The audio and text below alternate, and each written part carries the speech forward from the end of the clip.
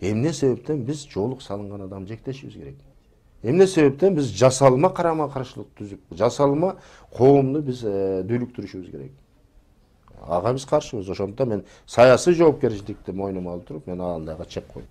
Анда көбүртүп чабыртпагын. Анан кийин эми мисалга консультациямды айтып коюн. Сен көргүн дагы сүрөткө тартып келип туруп мага көрсөткөн. Сенин помощнигиң могу 3 этаж үй салып алыптыр. Кечээ эле ошол коомдогу бир талаш маселелер боюнча пикириңизди билдирдиңиз. Жанагы жоолук маселеси боюнча бул көптөн бери талаш тартыш болуп, мектептерде сентябрь башталган сайын эле проблема болуп келет. Анан сиз ошол жоолук салуу бул кадыресе иш, чектебеш керек окуучулардын укугун деп айттыңыз. Анан ушуга тактоо киргизип кетесизби? Муну дагы бир популисттик кадам деп баалагандар болду да интернетте.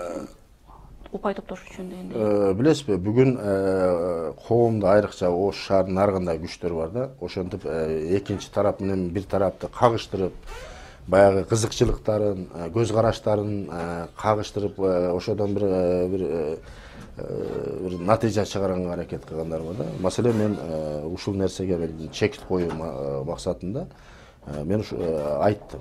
Маселен мени жоолук салынган эне төрөгөн, тарбиялап өстүргөн.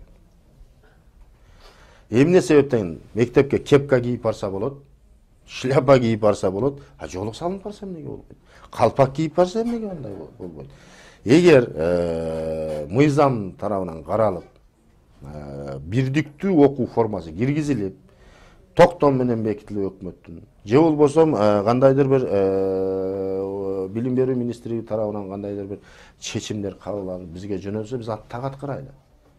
Анда эч кандай мыйзам болбогондон кийин, чектөө болбогондон кийин, биздин конституцияда эркин дин тутуу боюнча ачык так жазылгандан кийин, эмне себептен биз жоолук салынган адам жектешибиз керек?